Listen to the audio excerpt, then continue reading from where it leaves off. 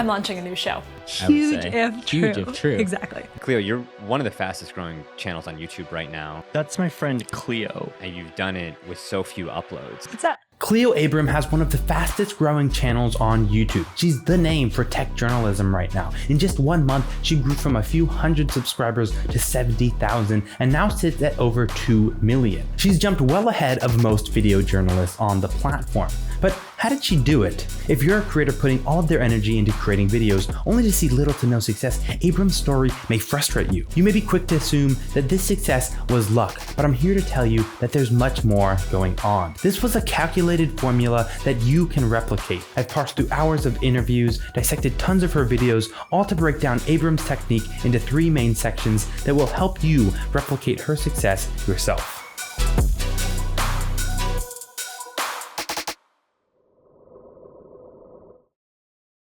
So there's one thing that you need to know when making YouTube videos. Just like any market, the end goal is to create a product that provides value. Sounds like a simple concept, yet thousands of businesses and channels die every year because they didn't take enough time to complete this step. Abram knew this from the very beginning, and she had the perfect solution. You see, she wanted to discuss stories about revolutionary tech that excited her, yet when she looked around at the market, she saw the same thing over and over again. Tech bros discussing innovative tech with an ominous tone, alluding to a dystopian future where this tech has run rampant. Abram, on the other hand, would start a series on YouTube that was very clear in what it offered: optimistic views on innovative technology. It's going to be journalistically rigorous. It was going to be genuinely optimistic. It was going to explore new technologies.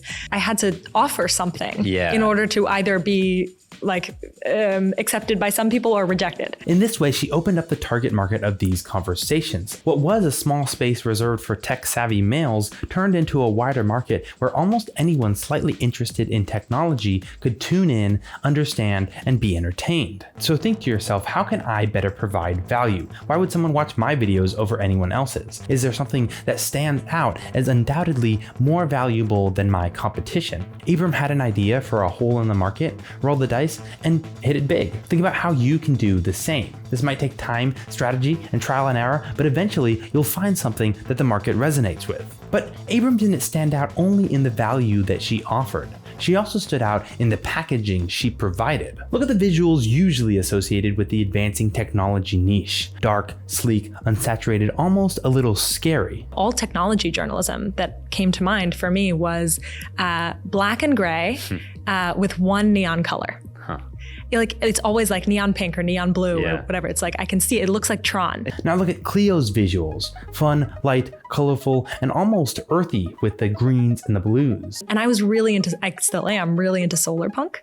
And so the colors and like the images that I showed Whitney were like, I want like the background colors to be dark browns and dark greens and dark blues. Watch any successful YouTuber discuss how they made it, and they'll mention the process of finding their own style. The only way to get people to click on you is to offer something completely different. Your objective as a creator should be to keep creating until you've crafted your own style and your own voice. When you're starting out, you can't help but mimic your inspirations. It's exactly why they say steal like an artist. Usually at first, it's a little too much stealing. Similar thumbnails, titles, scripts, visuals, etc. If YouTube is a game of who gets clicked on more, and your videos are being placed next to your inspirations, but you provide no unique view, no personal style, then you'll lose that game every time. As we saw, Cleo Abram provided a very unique style from the very beginning of her channel.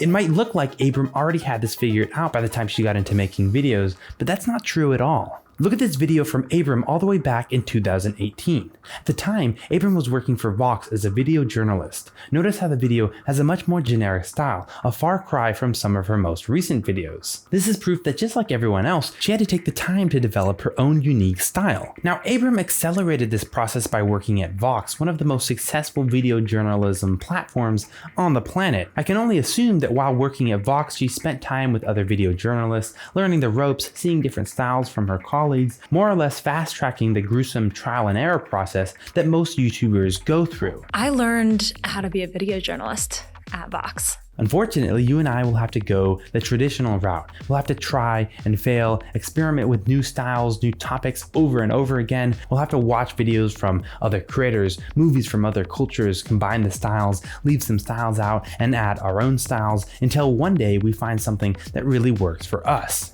Eventually, we'll make it to Abram's level with an incredibly professional product, videos that are unique not only in the value that they deliver to the market, but also in the style that it's presented in.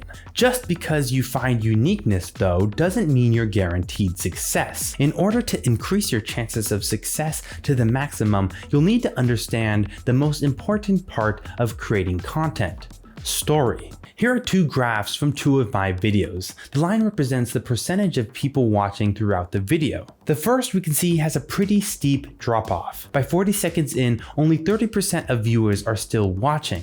By the end of the video, that number has shrunk to just 10. Now take a look at the second graph. By 40 seconds in, 68% are still watching, and by the end of the video, we're still at 34. The views for the first video, 100. The views for the second video, 15,000. Now, why did YouTube promote the second video so much more than the first? Watch time. YouTube wants to keep their viewers on the site. If they click away, that's not only a loss to you, but also a loss to them, a monetary loss for them. That's a big deal. If you keep your viewers engaged throughout the video, however, YouTube knows it can rely on you to make them money. You must sharpen your ability to build a story, a narrative that your viewers can follow, so much so that they no longer even think about whether or not they want to click away. They become so engrossed in the plot of the video that by the time they reach the end, it feels like they've just woken up from a trance. Abram knows this very well. In fact, she's created this 4-step process to create engaging story in her videos: pitch, infodoc, outline, and script. Got an idea? Let's pitch it to ourselves to see if it's viable. Can we consolidate the idea into a mini story that we can read to ourselves? Let's throw together the video concept, title, thumbnail, and theoretical key visuals. Wait, what's a key visual? A key visual is something recurring throughout the piece. It's the guiding thing that you need to see in order to understand what's going on. So it's actually not that like first visual. It can be the first visual that you see, but it's not necessarily. Once you get to the point where you feel like you have enough visuals to properly tell a story, you're ready for the infodoc. At this point, we are going to expand upon those visuals, turning them from ideas to actual sources. An infodoc is a collection of all of the visuals that you think are doing explanatory work. So Abram collects all possible visuals that might help explain a story, and she puts them into a table. She displays the visual itself, how it relates, what it conveys, and links to the source of the visual. By the end, she has a massive collection of visuals that she can pull from when creating her video. Now, what do we do with all these visuals to create a compelling video? To answer that, I have to introduce you to this guy right here, because he pioneered a strategy in video journalism that's now used by creators across the industry, including Abram. I call it, look at this thing, look at this purse, These donkeys, see this sign, these 100-page instruction manuals, this banana. Rather than opening with the context of a story, the boring part, you open with one of your fascinating key visuals, something that begs for an explanation. It's my formula. Give them a promise, a visual promise or a story promise, and say like, hey, this is what you're gonna learn, and this is like a vibe of what you're gonna get. In this way, you hook the viewer with a fascinating visual, then follow it with a bridge of context that's needed to better understand the visuals. You can't just have a video or a piece that's just all visual anchors. You need to have what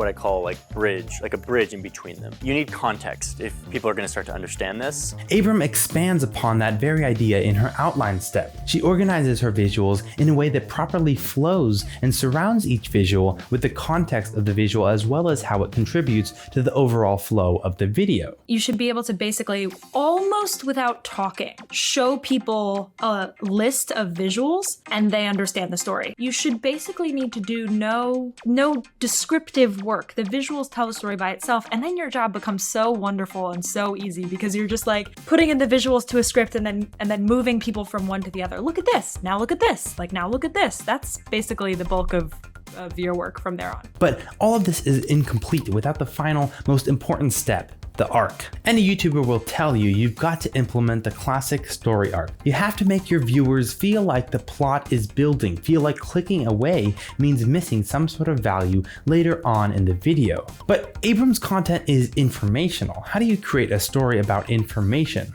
Traditionally, we learn in blocky increments, moving from one bullet point to the next, and you might assume that that is the best way to learn. But I would actually argue that it's the worst. Instead, let's ask an intriguing question and build a story about where that question takes us. You started with an interesting question that people can relate to, you discovered that there is an interesting explanation with a bigger story, and you have a key visual. You preserve curiosity throughout the video by continuously answering questions, but letting the answers to those questions lead to more exciting questions. In this way, you craft a traditional story arc simply from stats and information, leaving your viewers feeling like they were deep in a novel while simultaneously learning about a brand new topic. Now, with all that being said, I do want to point out a few advantages that Abram has. She's good friends with creators, meaning that shoutouts from them when she first started her channel brought her thousands of followers after just one video. This is something that usually takes creators several hundred videos to achieve. Plus, she's a young female in a massively male-dominated space. As she points out in an interview,